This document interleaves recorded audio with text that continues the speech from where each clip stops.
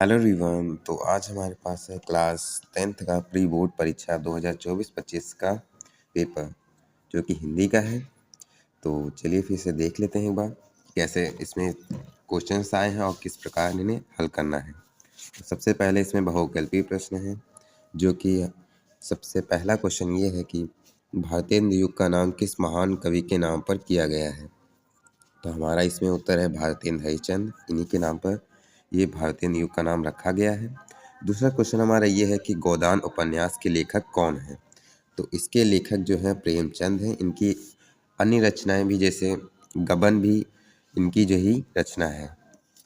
चलिए आगे देख लेते हैं। और फिर है इनमें से एक हरिवंश राय बच्चन की आत्मकथा है। तो इसमें सही उत्तर है क्या भूलूं क्या याद करूं, ये इनकी आत्मकथा है। फिर चौथा क्वेश्चन ये है कि निम्नलिखित में से कौन प्रसिद्ध नाटककार है। तो इसमें सही उत्तर है जयशंकर प्रसाद। आंधी किस विधा की रचना है। तो इसमें जो है ये कहानी की विधा है। ठीक है, विधाओं के बारे में आप जानकारी जरूर रख लीजिएगा, क्योंकि अधिकतर विधाओं के क्वेश्चन आते हैं और बच्चे इन्हें हल नहीं कर पाते हैं, क्योंकि उन्हें समझ में नहीं आता है कि कौन सी रचना किस विधा की है। तो एक बार इसे जरूर आप ध्यान से पढ़ लीजिएगा। फिर क्वेश्चन नंबर 6, निम्नलिखित में से कौन एक प्रसिद्ध आलोचक है। तो इसमें सही उत्तर है आचार्य रामचंद्र शुक्ल। ठीक है, ये एक प्रसिद्ध आलोचक हैं। ठीक है, फिर इसके बाद क्वेश्चन नंबर 7 है, इनमें से कौन यात्रा साहित्यकार है। तो इसमें सही उत्तर हमारा है राहुल संस्कृत्यान। ठीक है, और उसके बाद क्वेश्चन नंबर 8 है, द्विवेदी युग के प्रसिद्ध कवि हैं। तो इसका सही उत्तर है मैथिली शरण गुप्त। ठीक है, उसके बाद क्वेश्चन नंबर 9 है, ललित ललाम किसकी रचना है। तो इसमें आपको बिहारी लग रहे होंगे, तो इसके लेखक हैं मतीराम। ठीक है, अब क्वेश्चन नंबर 10 देख लेते हैं। क्वेश्चन नंबर 10 है कि इनमें से एक सूर्यकांत त्रिपाठी निराला की एक रचना है। तो इसमें सही उत्तर क्या है सरोज स्मृति। ठीक है, बाकी ये रचनाएं जो है उन जयशंकर प्रसाद की हैं। ठीक है, तो इन्हें भी आप ध्यान से देख लीजिएगा, क्योंकि ये क्वेश्चंस भी एमसीक्यू में आ सकते हैं। उसके बाद क्वेश्चन नंबर 11 है, इनमें से एक जयशंकर प्रसाद की रचना कौन नहीं है। तो वो है हमारी बिच्छुक, जो कि इन्हीं की रचना है, सूर्यकांत त्रिपाठी निराला की। ठीक है, उसके बाद क्वेश्चन नंबर 12 है, करुण रस का स्थायी भाव है। तो इसका सही उत्तर क्या होगा शोक होगा। ठीक है, और उसके बाद क्वेश्चन नंबर 13 है, मनो नील मणि सेल पर आतप परियो प्रभात में कौन सा अलंकार है। तो इसमें सही उत्तर क्या होगा उत्प्रेक्षा अलंकार। ठीक है, उसके बाद क्वेश्चन नंबर 14 है, पीताम्बर में कौन सा समास है। तो इसमें क्या होगा सही उत्तर बहुब्रीहि समास। ठीक है, उसके बाद क्वेश्चन नंबर 15 है, स्वागतम में कौन सी संधि है। तो इसमें सही उत्तर क्या होगा हमारा यड़ स्वर संधि। ठीक है, उसके बाद क्वेश्चन नंबर हम 16 देख लेते हैं। तो 16 है कि जानवी किसका पर्यायवाची शब्द है। तो इसमें सही उत्तर क्या होगा हमारा गंगा। ठीक है, अब आगे क्वेश्चन देख लेते हैं। क्वेश्चन नंबर 17, तो क्वेश्चन नंबर 17 है, परि उपसर्ग के बना शब्द नहीं है। तो उपसर्ग यानी कि वो आगे लगता है हमेशा शब्द के। तो इसमें देखिए प्रवेश में जो है परि शब्द का इस्तेमाल नहीं हुआ है। ठीक है, अब इसके बाद क्वेश्चन नंबर 18 देख लेते हैं, देहिक शब्द में किस प्रत्यय का प्रयोग हुआ है। तो इसमें देहिक इक का इस्तेमाल हुआ है, तो इसलिए इसमें सही उत्तर क्या है इक। ठीक है, अब उसके बाद है क्वेश्चन नंबर 19, बंदर का तत्सम शब्द क्या है। तो इसमें सही उत्तर है वानर। आपको बानर भी लग सकता है, लेकिन इसमें जो बा शब्द का बा वर्ड का इस्तेमाल नहीं होता है, हुआ का होता है। इसलिए इसमें जो है आप थोड़ा ध्यान रखिएगा कि कहीं वानर की जगह बानर ना कर दें। ठीक है, तो थोड़ा ध्यान रखिएगा।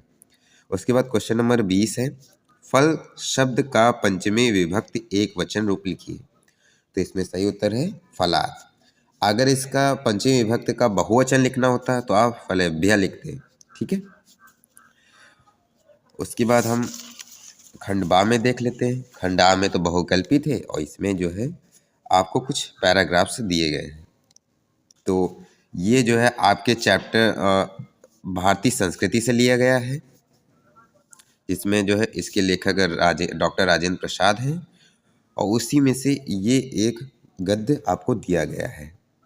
तो आप इस अगर आपने इसे हल किया है तो आप इसे ध्यान से ज़रूर पढ़ लीजिएगा, क्योंकि ये काफ़ी अच्छा गद्यांश है और ये अधिकतर परीक्षाओं में पूछा जाता है। तो उसके बाद आगे देख लेते हैं। ये क्वेश्चंस आप एक बार ज़रूर हल करके देख लीजिएगा, क्योंकि ये परीक्षा में आने की पूरी संभावना रखता है। उसके बाद अथवा में भी है, एक उपवन को पाकर भगवान को धन्यवाद देते उसका आनंद नहीं लेना और बराबर इस चिंता में निमग्न रहना कि इससे भी बड़ा उपवन क्यों नहीं मिला। यह एक ऐसा दोष है जिसे शालू व्यक्ति का चरित्र और भी भयंकर उठता है। अपने अभाव पर दिन रात सोचते सोचते वह सृष्टि की प्रक्रिया को भूलकर विनाश में लग जाता है।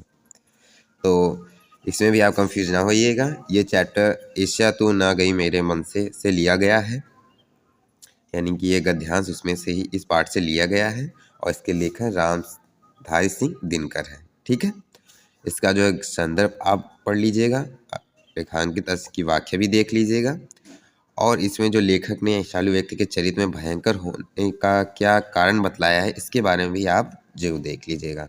अगर आपको इनमें कोई दिक्कत हो तो आप मुझे कमेंट करके जरूर बताइएगा। मैं इस पर अलग से आपके लिए एक वीडियो अलग से बना दूंगा जिसमें सभी के उत्तर भी आपको मिल सकेंगे। तो अब क्वेश्चन नंबर 2 देख लेते हैं। इसमें खंड बा का निम्नलिखित में से किसी एक पद्यांश पर आधारित सभी प्रश्नों के उत्तर लिखिए। तो इसमें जो है एक जो है पद्यांश दिया गया है और इसमें इसका संदर्भ एवं वाक्य पूछी गई है। तो आपको जो है इसको ध्यान से पढ़ लेना है और इसका संदर्भ एवं वाक्य जो आपने किताब अपनी फेयर कॉपी में लिखा है उसे देख लीजिएगा, क्योंकि अगर मैं अलग से आपके लिए इसमें दूंगा तो आपने जो पहले से पढ़ा रखा है उसमें आपको फिर कंफ्यूजन हो सकती है। तो आप कंफ्यूजन ना रखते हुए कि आप स्वयं ने जो लिखा है उसे आप ध्यान से देख कर पढ़ लीजिएगा। तो चलिए फिर इसमें आगे देख लेते हैं। तो ये जो है ये दूसरा है, ये भी आप देख लीजिएगा, ये तो परीक्षा में आने की पूरी संभावनाएं रखता है। तो ये है ए चीर महान यह स्वर्ण रसिम छू सवेत भाल वर्षा जाति रंगीन हास शैली बनता है इंद्रधनुष परिमल मल मल जाता बतास पर रागहीन तो हिम निधान। तो ये जो चैप्टर हिमालय नामक पाठ से लिया गया है, इसकी लेखिका जो है महादेवी वर्मा है। तो उसमें से आप इसका संदर्भ एवं वाक्य अगर आपने लिखा है तो बहुत अच्छी बात है, आप इसे पढ़ लीजिएगा। नहीं लिखा है तो आप इसे एक बार जरूर ध्यान से फेयर कॉपी पर लिख लीजिएगा। ठीक है, और उसके बाद ये जो है संस्कृत का आ गया। क्वेश्चन नंबर 3 संस्कृत गद्यांश का दिया गया है। ये पूरा जो है पैराग्राफ जो है आपको वाराणसी नामक चैप्टर से दिया गया है और इसका जो है आपसे संदर्भ एवं हिंदी में अनुवाद भी पूछा गया है। तो इसका भी आपने जो फेयर कॉपी पे हल किया हो उसे आप पढ़ लीजिएगा। और अथवा में भी आप देख लीजिए, अथवा में भी ये जो अगले पार्ट से लिया गया है जो है कि है प्रबुद्धो ग्रामीणा। तो इसे भी आप ध्यान से पढ़ लीजिएगा क्योंकि ये भी अधिकतर परीक्षाओं में पूछा जाता है। क्वेश्चन नंबर 4 निम्नलिखित में से किसी एक संस्कृत पद्यांश का संदर्भ सहित हिंदी में अनुवाद कीजिए। अब्दो दुर्गामी चा शास्त्रो ना चा पंडिता अमुक स्फुट वक्ता चा यो जनाति सा पंडिता। तो यह भी जो है आपके जो ये अभी प्रबुद्धो ग्रामीणा में जो अभी मैंने बताया था उसी में से ये लिया गया है श्लोक। तो आप इसे भी ध्यान से जरूर पढ़ लीजिएगा। और इसके अथवा में भी एक ये है श्लोक, इसको भी आप ध्यान से देख लीजिएगा। ये भी आपके जो है संस्कृत खंड के ही पाठ से लिया गया है। और उसके बाद क्वेश्चन नंबर 5 हम देख लेते हैं। क्वेश्चन नंबर 5 जो है सुभाष चंद्र बोस का चय चित्रण जीवगत विशेषताएं जय सुभाष खंड काव्य के आधार पर लिखिए। ठीक है, तो इसमें भी आपको सुभाष चंद्र का जो है चय चित्रण पूछा गया है, तो उससे भी आपने जो अपनी फेयर कॉपी पर लिखा है उसे आप जो पढ़ लीजिएगा। उसके बाद इसमें जो है आप चाहें तो अथवा में भी दे सकते हैं, जय सुभाष खंड काव्य के आधार पर द्वितीय सर का कथानाक संक्षेप में लिखिए। 2 आपको जो है इसमें दिए गए हैं, तो आप इन्हें ध्यान से जो पढ़ लीजिएगा क्योंकि अधिकतर परीक्षाओं में ये पूछे जाते हैं और आप आपकी परीक्षा में भी आने की पूरी संभावना रखते हैं। क्वेश्चन नंबर 6, दिए गए लेखकों में से किसी एक लेखक का जीवन परिचय देते हैं, उनकी प्रमुख रचनाएं लिखिए। तो ये 3 लेखक हैं, तो इन तीनों लेखकों के आप ज़रूर अच्छे ढंग से जीवन परिचय याद कर लीजिएगा और इसमें खासकर आप आचार्य रामचंद्र शुक्ल का तो ज़रूर याद कीजिएगा, क्योंकि ये अधिकतर जो है परीक्षाओं में पूछे जाते हैं। खा, दिए गए कवियों में से किसी एक कवि का जीवन परिचय देते हुए उनकी प्रमुख रचनाएं लिखिए। तो इसमें जो है महाकवि सूरदास हैं, महादेवी वर्मा है, मैथिली शरण गुप्त हैं। तो आप इसमें खासकर महाकवि सूरदास का जो याद कर लीजिएगा, बाकी इन तीनों का भी आप याद करने की कोशिश कीजिएगा, लेकिन खासकर आप महाकवि सूरदास का जरूर याद कर लीजिएगा, क्योंकि ये अधिकतर परीक्षाओं में ही पूछा जाएगा। अब आखिरी क्वेश्चन नंबर हम 7 में देख लेते हैं।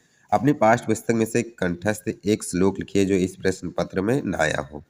तो इसमें भी आप कोई भी जो आपको श्लोक याद हो संस्कृत खंड में ना याद हो तो आप देख सकते हैं। जैसे ये एक अवधूत दुर्गामी वाला था हमारे पास, कुछ इसी तरह के जो है और भी उसमें जो है श्लोक दिए गए हैं संस्कृत खंड में। तो आप इस तरह के छोटे श्लोक याद कर लीजिए, जिससे आपको परीक्षा में 2 नंबर आसानी से मिल जाए, कि ये 2 नंबर का क्वेश्चन भी है। अब क्वेश्चन नंबर 8 देख लेते हैं। तो निम्नलिखित प्रश्नों में से किन्हीं 2 प्रश्नों के उत्तर संस्कृत में दीजिए। तो ये 4 नंबर का है और 4 क्वेश्चंस भी हैं। पहला इसमें क्या है, वाराणसी किमर्थ प्रसिद्धा, और दूसरा है पुरुराज का आशीत, और तीसरा है ग्रामीण का उपहसत, और चौथा है चंद्रशेखर का आशीत। ठीक है, तो ये 4 क्वेश्चन भी आप अच्छे ढंग से देख लीजिएगा। तो क्वेश्चन नंबर 9 जो है हमारा है, क्या निम्नलिखित में से किसी एक विषय पर निबंध लिखिए, शब्द सीमा 150 से 200 शब्द। ऑप्शंस हमारे हैं पर्यावरण प्रदूषण, बेटी बचाओ बेटी पढ़ाओ, विद्यार्थी जीवन में अनुशासन का महत्व, विज्ञान और किसान। ठीक है, तो इनमें से आप जो है पर्यावरण प्रदूषण और विज्ञान और किसान को अच्छे ढंग से जरूर पढ़ लीजिएगा, क्योंकि अधिकतर जो है परीक्षाओं में ये जरूर पूछे जाते हैं। तो यही जो है हमारे प्री बोर्ड के क्वेश्चंस आने की पूरी संभावना रखते हैं। तो आप जो है इन्हें अच्छे ढंग से जरूर तैयार कर लीजिएगा, और अगर आपको इसमें कोई भी दिक्कत या कन्फ्यूजन हो तो आप हमें कमेंट में जरूर बताइएगा। इस पर हम अलग से आपके लिए एक वीडियो जरूर बना देंगे, अभी जल्द से जल्द। अगर आपको ये वीडियो अच्छी लगी हो तो इस वीडियो को जरूर लाइक करें, कमेंट करें, और चैनल पर अगर नए हैं तो चैनल को सब्सक्राइब जरूर कीजिएगा। मिलते हैं अगली नई वीडियो में।